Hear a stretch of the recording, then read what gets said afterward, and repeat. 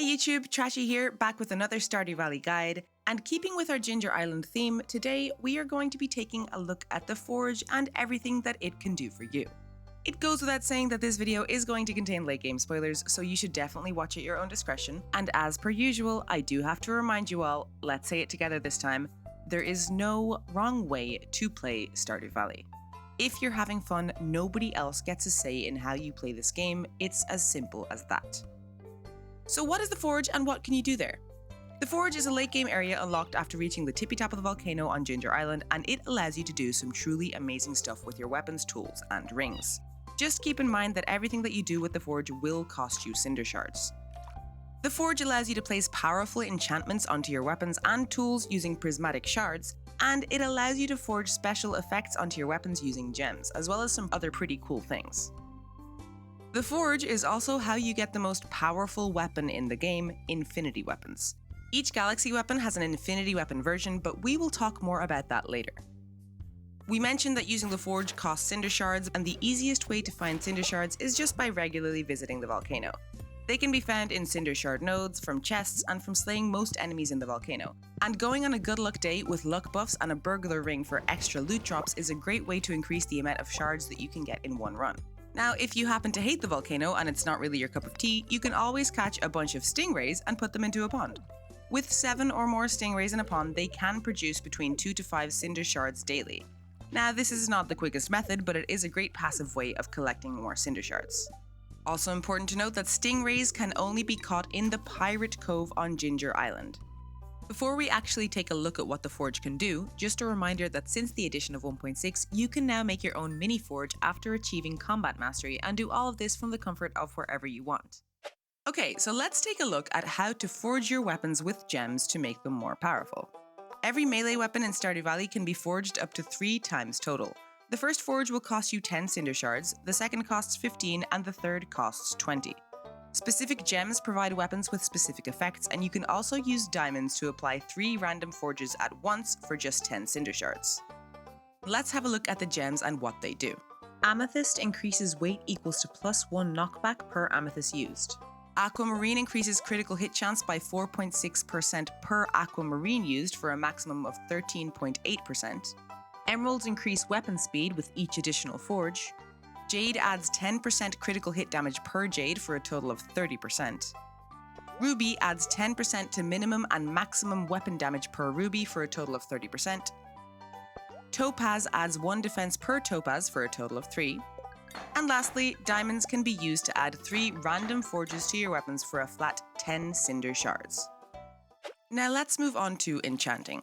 Enchanting is a little bit more complicated. First of all, there are 2 types of enchantment. Normal enchantments and innate enchantments, which were added in the 1.6 update.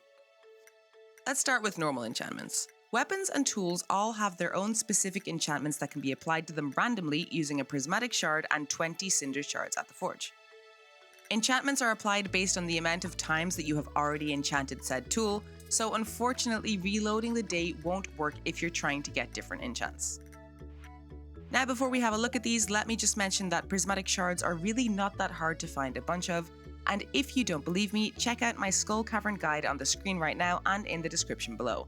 I found 18 prismatic shards in just one day, and you can too. With that being said, let's go through all of the different enchantments that you can put on your tools and weapons depending on what you're working with. When enchanting any melee weapon using a prismatic shard, slingshots not included, you can get one of the following 5 enchantments. Artful gives a 50% increase to cooldown on special moves. Bug Killer does double damage to grubs, flies, bugs, spiders, and rock crabs, and it also allows you to slay these annoying armored enemies. Crusader does 50% more damage to mummies, ghosts, skeletons, and void spirits, and it also allows you to slay mummies without needing to use bombs. Vampiric gives you a 9% chance to regain health on slaying a monster, and the amount healed is about 10% of the monster's maximum health. Haymaker gives you more fiber when collecting weeds and a chance to collect extra hay. Those are the 5 enchantments that you can put on melee weapons. Now let's move on to tools. This works a little bit differently, and some tool enchants only work with specific tools, so let's go one by one, starting with the axe. The axe has 4 possible enchantments. Efficient causes 0 energy drain when using the tool. Swift causes tools to work 33% faster. Powerful adds 2 extra levels of power to the axe. And shaving is unique to the axe and gives you extra wood and resources when chopping down trees. Moving on to the pickaxe, we have 3 possible enchantments. Efficient and swift like before for 0 energy drain and faster working speeds, and powerful, which gives the axe just 1 extra level of power. The hoe has 5 different enchantments. Just like the axe and pickaxe, efficient and swift can be applied for 0 energy drain and faster working speeds. Archaeologist doubles the hoe's chance of finding artifacts in artifact spots. Generous gives the hoe a 50% chance to double loot after digging. And reaching increases the area of effect to a maximum of 5 by 5 for upgraded tools. The fishing rod has 4 enchantments, 3 of which are specific to the rod and cannot be put on any other tool. Efficient obviously allows for 0 energy drain. Auto hook does exactly what it says on the tin and automatically hooks fish, starting the fishing minigame. Master applies an extra level of fishing to your rod, making the bar bigger. And preserving gives a 50% chance for tackles and bait to not be consumed upon use. The watering can also has 4 enchants. It can be enchanted with efficient to allow for 0 energy drain, reaching, which increases the area of effect to a 5 by 5 tile area if upgraded to iridium, and bottomless, which is a watering can specific enchantment that gives you infinite water, removing the need to fill your can up ever again. I think this is a pretty good enchantment, and I try to get it on my watering can every time. The pan has reaching, which allows you to reach much further away than you usually would be able to with the pan. Archaeologist, which makes it 4 times more likely to find artifact troves, 2 times more likely to find bone fragments, and 3.5 times more likely to find artifacts. Generous increases the amount of special items that aren't ore that you can get while panning by 2, and this includes furniture and lucky rings. And Fisher gives you a 10% chance to receive a location-appropriate fish when panning. Always remember that when you are enchanting your tools, you can re-roll these enchants as many times as you want to get whatever enchantment that you want, as long as you have enough prismatic shards and cinder shards. Now let's talk about innate enchantments. Innate enchantments are a new type of enchantment added in Stardew Valley 1.6. These enchantments can go on any weapon aside from Galaxy, Infinity weapons, and the Slingshot. You also can't apply enchantments to any weapon that is level 15 or higher. And now you can also find weapon drops from slaying monsters that may or may not come with innate enchantments on them already. To apply an innate enchantment to a weapon, you will need 1 Dragon Tooth and 10 Cinder Shards, and the enchantment you get will be from a random list of possibilities. Speaking of Dragon Teeth, they can be very hard to get your hands on. You find them by slaying lava lurks and also laying around skeletons in the volcano. And if you find one from a lava lurk drop, it will go straight to your inventory as it drops, to avoid the dragon tooth from falling into the lava. If your inventory is full, however, and you don't have any dragon teeth on you, it will be lost to the lava forever. So make sure to leave a space free or have one on you when dragon tooth hunting. And also, similar to Cinder Shards, you can get dragon teeth from stingray ponds with 9 or more stingrays in them. This is well worth setting up for the passive rewards. So, when applying innate enchantments to your weapons, one of the following 5 effects is guaranteed. Slime Slayer increases damage done to slimes by 33% plus 1, not including big slimes. You can get a critical power bonus of either 25, 50, or 75. For context, plus 75 crit power multiplies critical damage by 2.5.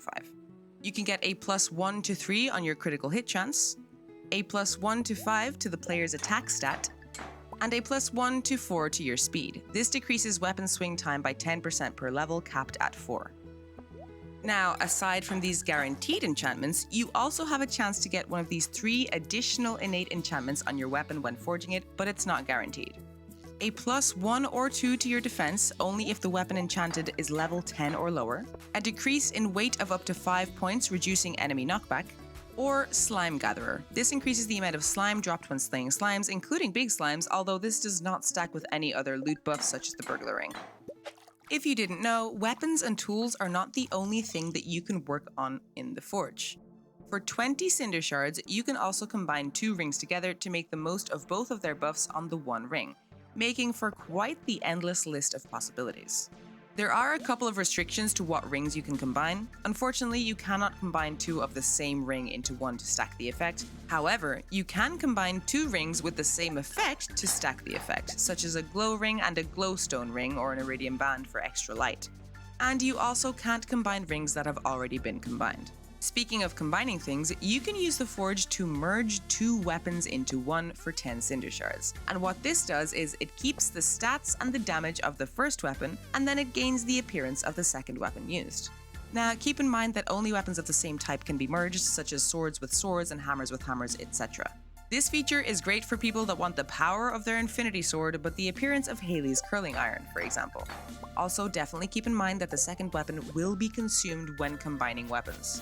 Also, speaking of infinity weapons, you can use the forge to forge galaxy weapons into infinity weapons by using a total of 60 cinder shards and 3 galaxy souls. You have to forge the souls into the weapon one by one for 20 cinder shards each, and after the third forge you will have an infinity weapon.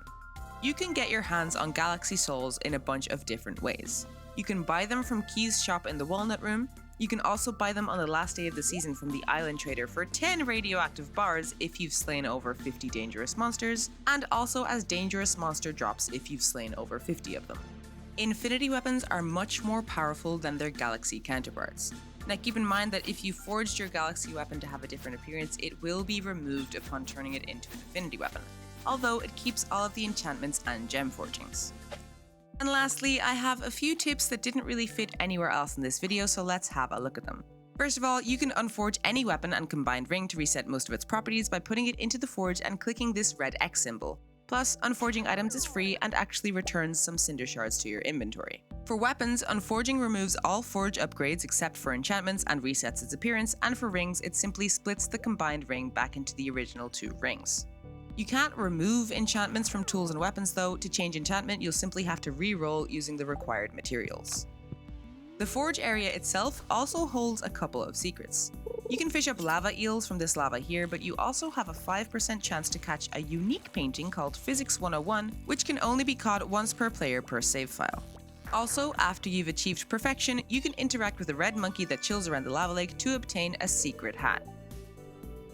This next tip is pretty cool. Now, while you can only own one of each type of tool, and therefore you are stuck with just one enchantment, you technically can get more. If you set your farm settings to multiplayer, add in a couple of houses at Robin's, and convince a friend or two to join your farm briefly and to put all of their tools into a chest for you, you can have multiple of each tool, each with its own enchantment for certain situations. Another neat trick is to simply carry multiple swords on you. For example, a sword enchanted with Bug Killer for extra damage to grubs, bugs, etc., and a sword enchanted with Vampiric to get some health back if you need it. Switch between them as you need and you are good to go. You could even reskin them at the forge using other weapons so you can tell the difference easier. And that is about all there is to the forge. Between enchantments, innate enchantments, and gem forges, it can all get a little bit complicated to keep track of, but it boils down to this. Most weapons can have 1 normal enchantment, up to 2 innate enchantments, and up to 3 gem forges, making for some pretty powerful combinations. Tools can have 1 enchantment each, and some of them are extremely powerful and worth grinding for. And no matter what you want to do with the forge, you will need a lot of cinder shards. And that's about it for today's video. If you have anything to add or anything that I missed, let me know in the comments below, and also maybe consider subscribing if you're not already. You can find me on Bluesky and over on Twitch, where I do co-working streams and play a bunch of different games. For example, right now I'm on a bit of a Mario Kart World kick. It is such a good game, I am enjoying playing it a lot, and we also do open lobbies and play with community members too. I hope to see you there, and in the meantime, have a wonderful rest of your day and your week and your month, and I will catch y'all in the next video. Bye!